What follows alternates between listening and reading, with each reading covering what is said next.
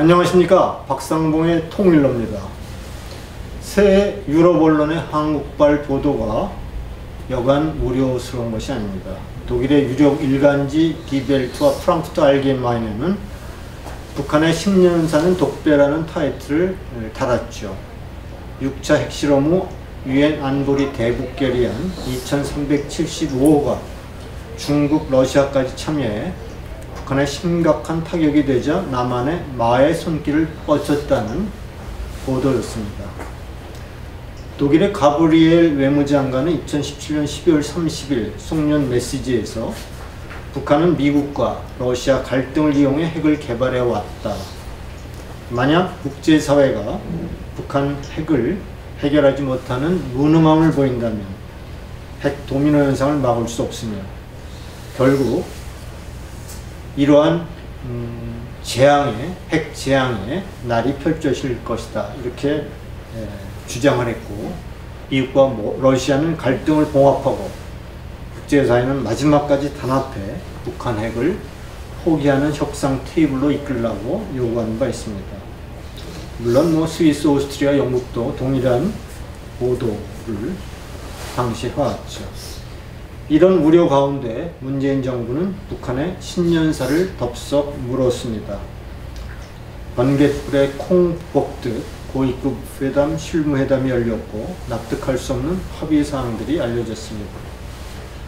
도종환 장관은 실무회담도 전에 평창 올림픽에 남북이 공동 입장할 경우 한반도기를 들 것이라며 2002년 부산 아시안게임과 2003년 대구 유니버시아에도 남과 북이 한반도기를 들고 입장했다고 주장했습니다.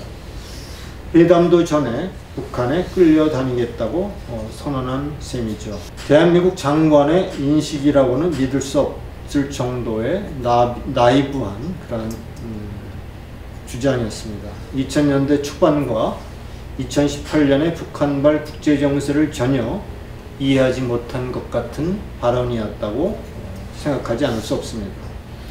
북한은 2006년 최초로 핵실험을 실시한 이후에 지난 10년 동안 6차례 핵실험과 100차례가 넘는 미사일 도발로 미국 및 국제사회의 핵 위기를 조장하고 있습니다.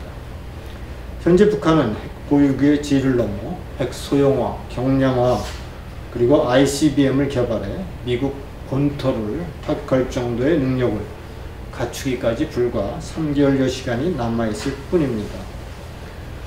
도종환 장관의 이런 인식은 지난 2004년 북한을 다녀온 후 서울이 유혹, 타락, 탐욕이 뒤섞인 빛이라면 평양은 담백한 자존심으로 서있는 승복의 빛이라는 엇나간 대북관과 관련된 것은 아니지 의심스럽습니다.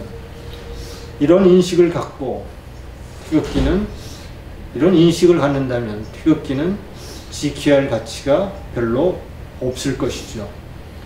현성월에 대한 대우도 지나쳤습니다. 통일부는 남북협력기금으로 현성월 일행을 위해 KTX 임시열차, 최고급 호텔 한계동 전체를 내주고 국빈급으로 대우했습니다. 대공 정보 업무의 주체였던 국정원은 현성월의 경우를 자처하며 취재진을 몰아내기도 하는 어처구니 없는 일도 벌어졌습니다. 올림픽과 무관한 김정은 전위부대의 공연을 위해 점검단을 국빈으로 모시고 조명, 음향 등을 교체해달라는 무례한 요구를 수용하는 그런 납득하기 어려운 일도 있었습니다. 더욱이 인공기를 불태운 단체를 수사한다고 하니 놀랍습니다. 혈맥인 미국의 대통령이 방한 중 송조기를 불태운 사건은 방관한 경찰이 적국의 인공기를 불태운 사건을 수사한다고 합니다. 이런 정치 경찰의 수사권은 그렇다면 수사권의 독립은 시기상조인 셈입니다.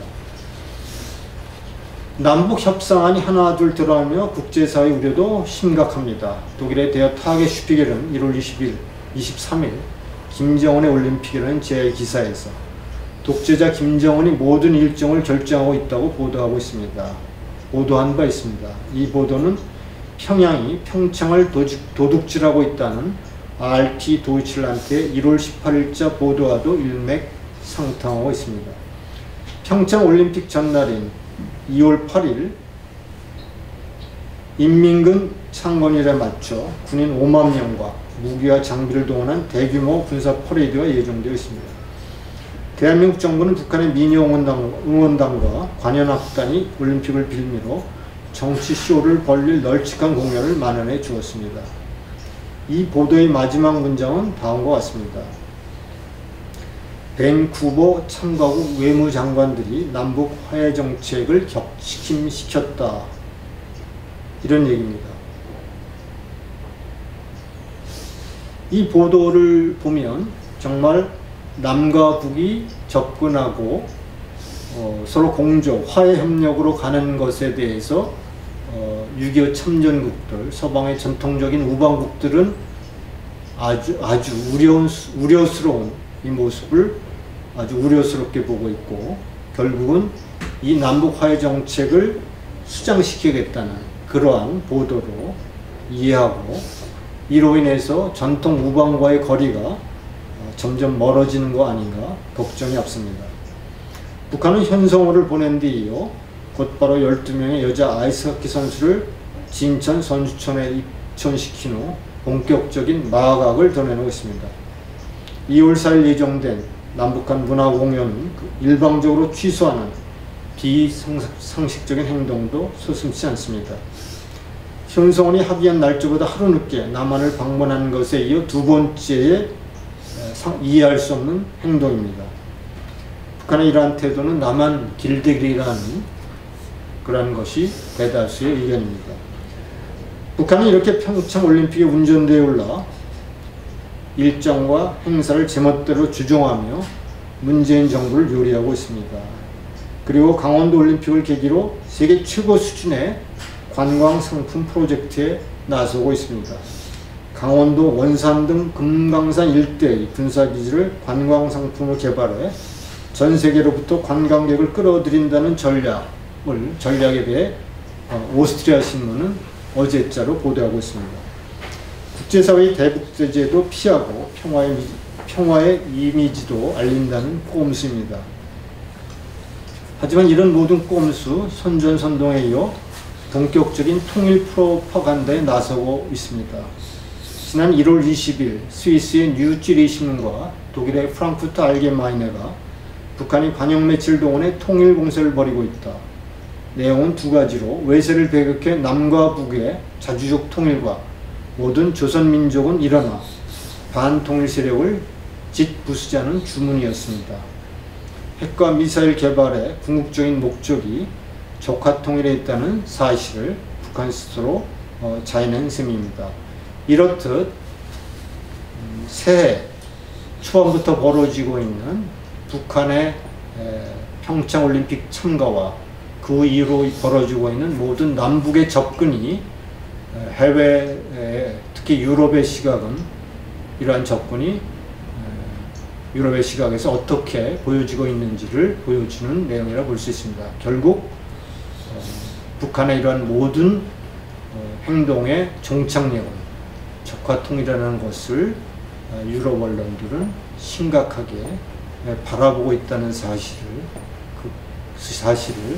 우리에게 전해준 그러한 우려스러운 보도였다고 그렇게 생각됩니다.